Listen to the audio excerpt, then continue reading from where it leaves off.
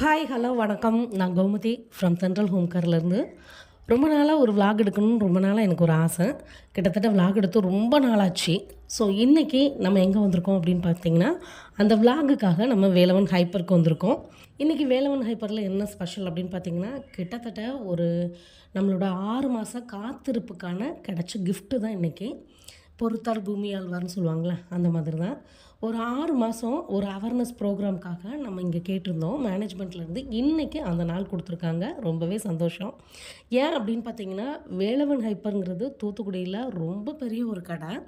ஆக்சுவலாக அந்த ஃபாரின்லலாம் இருக்கிற மாதிரி, நம்ம மெட்ராஸில் பெங்களூர்லலாம் இருக்கிற மாதிரி ஒரு மால் சிஸ்டமேட்டிக்கில் ஃபஸ்ட்டு எனக்கு தெரிஞ்சு கொண்டுட்டு வந்தது பார்த்திங்கன்னா நம்ம வேலவன் ஹைப்பர் தான்.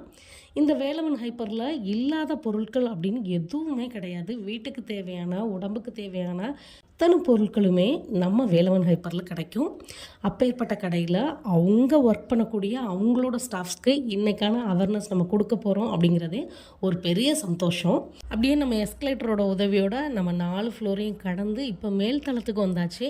ஆல்ரெடி நம்ம டீமோட மெம்பர் பார்த்திங்கன்னா ராஜலட்சுமி அண்ட் லிங்கசுதன் இருக்காங்க. இதில் லிங்கசுதன் ப்ரோவை பற்றி கண்டிப்பாக சொல்லணும்.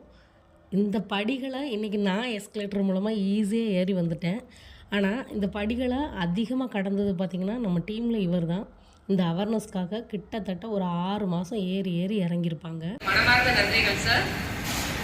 இதை பற்றி உங்ககிட்ட பேச வந்திருக்கோம்னா, மாதவிடாய் விழிப்புணர்வு பற்றி, மார்பக புற்றுநோய், கர்ப்பப்பை புற்றுநோய் எதனால ஏற்படுது அதை பற்றி ஒரு அரை மணி நேரம் உங்களுக்கு ஜாலியாக பேசிட்டு போலான்னு வந்திருக்கோம். ஜாலியாக பேசலாமா? ரெடியா? ஆனால் ஒரு சாப்பிட்ற பொருள் பார்க்கும்போது அதோட எக்ஸ்பைரி டேட் பார்க்குறீங்க, அதில் என்ன இன்க்ரீடியன்ஸாக இருக்குது, அது சாப்பிட்டா நம்ம உடம்புக்கு நல்லதா கெட்டதா, ப்ரிசர்வேட்டிவ் இருக்கா ப்ரிசர்வேட்டிவ் இல்லையா, எவ்வளோ விஷயங்கள் பார்க்குற நீங்கள். ஆனால் ஒரு நாப்கின் சூஸ் பண்ணுறதுக்கான ஒரு விதமான கேள்வியுமே அதில் வைக்கல. அது எங்கே அதை தயாரிச்சிருக்காங்க, அதில் என்ன மூலப்பொருள் இருக்குது, இது நம்ம யூஸ் பண்ணுறதுனால நம்ம உடம்புக்கு அது என்ன பாதிப்புகளை ஏற்படுத்தணும், அந்த மாதிரி எந்த ஒரு கேள்வியுமே நம்ம வைக்கிறது இல்லை. அதுதான் நிதர்சனமான உண்மை. உற்சாகம் கம்மியா இருக்கீங்களா? அழகா ஒரு குரல் சொல்லுவாங்க, செவிக்கு உணவு இப்பொழுது இங்கு கிடைக்கும். ஓகேங்களா? சரி, மாதவிடாய் அப்படிங்கிறவங்க நிறைய பேர் நிறைய ஃபீலிங்ஸ் சொன்னீங்க. மாதவிடாயை நம்ம சந்தோஷமா ஏன் எடுத்துக்கணுமா? இப்ப யூரின்ங்கிறது நம்ம உடம்புல உள்ள ஒரு கழிவு தானே. ஒரு 3 to 4 மணி நேரத்துக்குள்ள கண்டிப்பா யூரின் பாஸ் பண்ணணும். பாஸ் பண்ணலன்னா உங்களுக்கு எப்படி வரும்?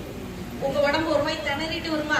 அச்சோ, எப்படியாவது போய் கழிச்சுட்டு வரணுமே, இந்நேரம் பார்த்து கஸ்டமர் வந்துட்டாங்களே, அப்படி திணறுவீங்களே. மோஷன் அதே மாதிரி தான். 10 to 12 மணி நேரத்துக்குள்ள மோஷன் போகணும். ஸோ இது உடம்புல உள்ள கழிவு போறதுக்கு ஒரு குறிப்பிட்ட டயத்துக்கு மேல அந்த கழிவை நம்ம உடம்புல இருந்து வெளியேற்றலைன்னா அது பல விதமான உபாதைகளை உடம்புக்கு உண்டு பண்ணும். அப்படிதானே? பீரியட்ஸ்ங்கிறது என்னது? கழிவு தானே. அதுவும் அதே மாதிரி குறிப்பிட்ட நாட்கள்ல வெளியே போகணும். அப்படிதானே? கரெக்டான பீரியட்ஸ் எப்படின்னு பாத்தீங்கன்னா, மாசத்துல 28 நாட்களுக்கு ஒரு முறை வர்றது அப்படிங்கிறது தான் கரெக்டான பீரியட்ஸ். அது 28ல இருந்து 32 நாட்களுக்குள்ள வரலாம். ஓகேங்களா? இன்னைக்கு நிறைய ஸ்கூல்ஸ் அண்ட் காலேஜஸ்ல போய் இந்த மாதிரியான அவேர்னஸ் பண்ணும்போது அவங்கள்ட்ட கேட்கும் போது, அக்கா எனக்கு 2 மாசத்துக்கு ஒருக்க தான் வரும், ஜாலியா இருக்க ஒரு மாசம். உங்களை யாருக்காவது அந்த மாதிரி எண்ணங்கள் இருக்கா? இருக்கக்கூடாதுல்ல. ஏன்னா யூரின் எப்படி இத்தனை மணி நேரத்துக்கு ஒரு பாஸ் பண்ணுவோம், அதே மாதிரியா தானே பீரியட்ஸும். அந்த கழிவுகள் வெளியே போகணும்ல. போகாம அது உடம்புல இருந்துச்சுன்னா அது பல விதமான உபாதைகளை கிரியேட் பண்ண தானே செய்யும். அப்புறம் ஏன் வராது? இங்கிலீஷ்ல இருக்கிற A to Z அவங்களா ஒவ்வொரு லெட்டர்ஸா போட்டு ஒரு புது விதமான நோயை உருவாக்கிடுவாங்க. அப்படிதானே? முந்திலாம் நம்ம உங்க அம்மா அப்பாக்கெல்லாம் தெரியாது, PCODனா என்னன்னு தெரியாது, PCOSனா என்னன்னு தெரியாது. இப்ப A to Z எல்லா லெட்டரையும் போட்டு புது புது நோய்களா உருவாக்கிட்டு இருக்காங்க. அப்படிதானே? சோ அந்த மாதவிடாய் மாசம் வரணுங்கிறதுல கவனமா இருக்கு. சரிங்களா? ஒரு பொண்ணா பிறந்துட்டோம் அப்படின்னா ஏஜ் அட்டன் பண்றதுங்கிறது முந்திலாம் 14 வயசுல தான் இருந்துச்சு. இன்னைக்கு அப்படி இல்லை. ஒரு போன மாசம்லாம் ஒரு நியூஸ் கேட்டவங்க ரொம்ப மனசுக்கு கஷ்டமா இருந்துச்சு. தெரிஞ்ச ஒருத்தவங்க அந்த நியூஸ் சொன்னாங்க. 7 வயசுல குழந்தை வந்து ஏஜ் அட்டன் பண்ணிடுச்சான். அவங்க அம்மாவோட நிலைமை எப்படி இருக்கும்? 7 வயசுலேயே என் பொண்ணுக்கு உண்டான சுதந்திரம் எல்லாம் இதாயிருச்சு, 7 வயசுல இருந்தே இப்ப கஷ்டப்பட போகுது. அப்படிதானே? இன்னைக்கு உங்களுக்கு ஏதாவது பீரியட்ஸ்ல டைம் வலிகள் ஏதாவது ஃபேஸ் பண்ணும்போது உங்க அம்மாட்ட போய் சொன்னீங்கன்னா என்ன சொல்லுவாங்க? எனக்கும் அப்படிதான் இருந்துச்சு, எங்க அம்மாவுக்கும் அப்படிதான் இருந்துச்சு. இந்த குறுக்கு வலி, முதுகு வலி, இந்த டென்ஷன், வேலை செய்ய முடியாம போறது, இது எல்லாமே பெண்ணா பிறந்துச்சுன்னா உன் தலையில எழுதுனது. கடைசி வரைக்கும் நீ அப்படிதான் இருக்கணும் அப்படின்னு சொல்லிடுவாங்க. அப்படிதானே? 14 வயசுல பீரியட்ஸ் ஃபர்ஸ்ட் வருது அப்படின்னா அதை வந்து மெனார்க்னு சொல்லுவாங்க. ஓகேங்களா? ஏஜ் அட்டன் பண்றத. லாஸ்ட் இதுக்கப்புறம் பீரியட்ஸே வராது அப்படிங்கிற ஸ்டேஜ் தான் மெனோபாஸ்ம்பாங்க. கிட்டத்தட்ட 15 வயசுல தொடங்குறது 45 வயசு, 30 வருஷம். சிலருக்கு அது 35 வருஷங்களா கூட இருக்கலாம். இந்த 35 வருஷத்துல ஒவ்வொரு வருஷமும் மாசம் பீரியட்ஸ்ங்கிறது வந்தே தீரணும். ஸோ வரல அப்படின்னா ஏன் வரல அப்படிங்கிறத கண்டிப்பா டாக்டர்கிட்ட போய் செக் பண்ணணும். ஓகேங்களா? நம்ம உடம்ப பத்திர கேர் கொடுக்க வேண்டியதுக்கான அவசியம். இப்ப ஏதாவது உங்களுக்கு கர்ப்பப்பை சார்ந்த மாதவிடாய் சார்ந்த பிரச்சனை இருக்கு, டாக்டர் போய் அணுகுறீங்கன்னா டாக்டர் முதல் கேள்வி எத்தனை நாளைக்கு ஒருக்க வருதுன்னு கேட்பாங்க. ரெண்டாவது அவங்க வைக்கக்கூடிய கேள்வி என்ன அப்படின்னா, நீங்க யூஸ் பண்ணக்கூடிய நாப்கினை எவ்வளவு நேரத்துக்கு ஒருக்க மாத்துறேன்பாங்க. நம்ம யூஸ் பண்ணக்கூடிய நாப்கினை எவ்வளவு நேரத்துக்கு ஒருக்க மாத்தணும் தெரியுமாமா? யூஸ் பண்ணதுல இருந்து 2 மணி நேரத்துக்குள்ள நம்ம கம்பல்சரி மாத்தியே தீரணும். இதான் WHO சொல்றாங்க. உன்னால முடியலையா அதிகபட்சம் 2 to 4 மணி நேரத்துக்குள்ளேயா மாத்திரு. அப்படி மாத்தல அப்படின்னா அதனால உண்டாகிற பின் விளைவுகளுக்கு நீ தான் பொறுப்பு அப்படின்னு சொல்றாங்க. நம்ம யாராச்சும் 2 to 4 மணி நேரத்துக்குள்ள மாத்திரமா? 2 மணி நேரம் மாத்துறதுங்கிறது யாருக்காவது சாத்தியமா? ஒரு நாளைக்கு 24 மணி நேரம். அப்போ ஒரு நாளைக்கு 12 நாப்கின் யாராலையும் மாத்த முடியுமா? எக்கனாமிக்கலா வாய்ப்பு இல்லை. ரெண்டாவது, நான் இப்ப 10 மணிக்கு படுக்கிறேன், 12 மணிக்கு அலாரம் வச்சு என்னால எந்திரிச்சு மாத்த முடியுமா? அகைன் 2, 4, 6, 8 இன்னைக்கு ஒரு நாள் நான் மாத்துறேன். WHO சொல்லிட்டாங்க, என் கர்ப்பப்பையை நான் காப்பாற்றணும், நான் நல்லபடியா இருக்கணும், இன்னைக்கு நான் மாத்துவேன். மறுநாள் காலையில நைட்டு ஃபுல்லா தூக்கம் இல்லாம மறுநாள் சோழி முடிஞ்சு, அப்படிதானே? சோ அந்த 2 மணி நேரத்துக்குள்ள மாத்துறதுங்கிறது முடியாத விஷயம். ஏன் 2 மணி நேரத்துக்குள்ள மாத்தணும் அப்படின்னா, வெளியே வரக்கூடிய பிளட் நம்மளோட பிளட்டாவே இருந்தாலும் அது கெட்ட ரத்தம் தானே. ஆட்டோமேட்டிக்கா வித்தின் 2 ஹவர்ஸ்ல அதுல 107 வகையான பாக்டீரியா கிரியேட் ஆயிடும்.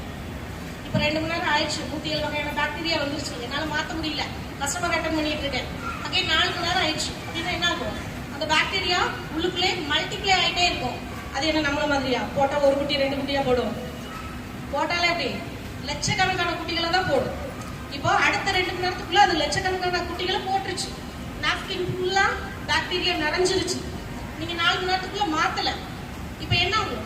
அது நிறையறதுக்கு நாப்கின்ல இடம் இல்ல, போறதுக்கு வழி இல்ல. ஏன்னா நாப்கின் ஃபுல்லாவே பிளாஸ்டிக்னால ஆனது. இப்ப அது என்ன செய்யும்? அதுக்கு ஒரே ஒரு வழி தான் திறந்திருக்கு. எந்த வழி? கூடிய ஒரே வழி எந்த வழியா டிராவல் பண்ணி வெளியே வந்துச்சோ அகைன் அந்த ஒரு வழி தானே திறந்திருக்கு. இப்ப நாப்கின் ஃபுல்லா நிறைஞ்சிருச்சு, என்ன ஆகும்? அப்படியே ரிட்டர்ன் போயிட்டே இருக்கும். இப்ப போறது சும்மா போகுமா? வெளியே வரும்போது ஃபர்ஸ்ட் பிளட்டா தான் வந்துச்சு, இப்ப பாக்டீரியாவோட இருக்கு. உள்ளுக்கு போகும்போது என்ன ஆகும்? அந்த போகக்கூடிய இடங்கள் எல்லாத்துலயும் ரேஷஸ், பொங்கல், வலி, கட்டி இந்த மாதிரியான பிரச்சனைகளை உண்டு பண்ணும். இன்னைக்கு நீங்க போன உடனே கூகுள்கிட்ட போய் கேக்குறீங்க, கூகுள் நாப்கினோட இன்கிரீடியன்ஸ் என்னென்ன? உணவுப் பொருட்கள் சொன்னீங்களா, நான் சாப்பிட்டு பார்ப்பேன். அப்ப நாப்கின்ல இன்கிரீடியன்ஸ் என்னென்னு தெரிஞ்சுக்கணும்ல, பெரிய சார்ட் வரும். இப்ப நான் சொன்னா ரொம்ப நேரம் ஆயிரும், நீங்களே போய் பாருங்க. அப்பதான் அந்த கேள்விக்குறிக்கான பதில் உங்களுக்கு கிடைக்கும். ஓகேங்களா? அந்த ப்ராசஸ்ல ஒரு 7 விதமான ப்ராசஸ் பண்ணுவாங்க. ஃபர்ஸ்ட் அந்த ப்ராடக்ட் எல்லாத்தையும் போட்டு ஃபைனா பவுடர் பண்ணிடுவாங்க. கிரைண்ட் பண்ணிட்டு ஒவ்வொன்றும் ஒவ்வொரு ஸ்ட்ரக்சர்ல இருக்கும். அதை ஈவன் ஸ்ட்ரக்சர் ஆக்குறாங்கன்னா இந்த மாதிரி ஒரு பேட் டிசைனுக்கு கொடுக்க முடியும்.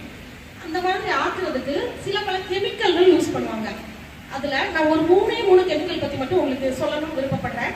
Chlorine, bleaching, dioxin. ஃபர்ஸ்ட் நமக்கு தெரியல ப்ளீச்சிங் பத்தி பார்த்துடலாம். வீட்டுல ப்ளீச்சிங் பவுடர் போடுவீங்களாமா? எப்படி போடுவீங்க? கிளீன் பண்றதுக்காக போடும்போது என்னென்ன சேஃப்டி சிஸ்டம் யூஸ் பண்ணுவீங்க? ஃபர்ஸ்ட் ஆஃப் ஆல் செருப்பு போட்டுருப்போம். ஏன்? கால் ஒத்துறக்கூடாது. அப்புறம் என்ன செய்வீங்க? முடிஞ்சா வீட்டுல கிளவுஸ் இருந்துச்சுன்னா கிளவுஸ் போட்டுருவீங்க. ஏன்? கை ஒத்துறக்கூடாது. இதை தாண்டி என்ன பண்ணுவீங்க? கண்ணுலயோ மூக்குலயோ அதுக்கு உண்டான வீரியம் உள்ளுக்கு இன்ஹேல் பண்ணிடக்கூடாதுன்றதுக்காக மிந்தி கர்ச்சிப்பு, இப்போ மாஸ்க். இதுல ஏதாவது போடுறீங்களா? இவ்வளோ போடுறீங்களா ப்ளீச்சிங்க்கு? ஒரே ஒரு விஷயம், இதுல அந்த ப்ளீச்சிங் பை ப்ராடக்டா தங்கிருது. இப்ப அந்த இடத்துல சேஃப்டி சிஸ்டத்துக்கு என்ன ஃபாலோ பண்றீங்க? என்ன ஃபாலோ பண்றீங்க? தெரியல, அதனால ஃபாலோ பண்ணல. இப்ப இந்த இடத்துல உங்களுக்கு தெரிவிக்கணும்னு நினைச்சு தெரிவிச்சிருக்கோம். இனிமேல் அதை எப்படி ஃபாலோ பண்ணணும், அதை எப்படி பாதுகாக்கணும்ங்கிறத நீங்க தான் டிசைட் பண்ணணும். ஓகேங்களா? ஸோ இதுல டயாக்சின் பத்தி நிறைய பேருக்கு தெரியாதுல்ல. டயாக்சினை பத்தி ஈஸியா புரிய வைக்கணும் அப்படின்னு பாத்தீங்கன்னா, பாய்சன் அப்படிங்கிற வேர்டை சொன்ன உடனே நம்ம எல்லாத்துக்கும் தெரியக்கூடிய ஒரே ஒரு விஷயம், பாய்சன் சைனட் சொல்லுவாங்க, அது மட்டும் எனக்கு தெரியும் அப்படின்னு சொல்லுவோம். அப்படிதானே? அந்த சைனடை விட 130 மடங்கு கொடூரமானது தான் இந்த டயாக்சின். சரியா? ஆனா அந்த டயாக்சின் இதுல பை ப்ராடக்டா தங்கிருது. நம்ம உடம்புல வேலை செய்யறதுங்கிறத நம்மளால கண்டுபிடிக்கவே முடியாது. சரிங்களா? அது போய் ரத்தத்துல கலக்குறதுக்கு 7 to 11 வருஷம் ஆகுமா. இப்ப கொரோனா வந்துச்சுல, நம்ம தூத்துக்குடியிலே வந்துச்சுல, வந்துச்சா இல்லையா? அந்த உடனே எல்லாத்தையும் பாதிச்சுதான் தூத்துக்குடியில உள்ளவங்க எல்லாத்தையும் பர்டிகுலர் ஆட்களை பாதிச்சு. எல்லாருமே அதுல இருந்து ரெக்கவர் ஆனாங்களா? பர்டிகுலர் ஆட்கள் மட்டும் ரெக்கவர் ஆனாங்க. நோய் ஒண்ணு தானே, கொரோனா ஒண்ணு தானே, அந்த கொரோனா உண்டாகிறதுக்கான நோய் கிருமி ஒண்ணு தானே. அப்ப எல்லாத்தையும் பாதிச்சிருக்கணும்ல, எல்லாரையும் அஃபெக்ட் பண்ணிருக்கணும்ல. ஆனா ரிசல்ட் அப்படி இல்லைல்ல. காரணம் நம்மளோட இம்யூன் சிஸ்டம். அதே மாதிரி நம்ம இம்யூன் சிஸ்டம் பொறுத்து இந்த டயாக்சின் நம்ம ரத்தத்துல போய் கலக்குறதுக்கு எடுத்துக்கக்கூடிய ஆண்டுகள் எத்தனை அப்படின்னு பாத்தீங்கன்னா, அதையும் நம்ம கோகுல அழகா போட்டிருப்பான். 7 to 11 வருஷம் ஆகும்.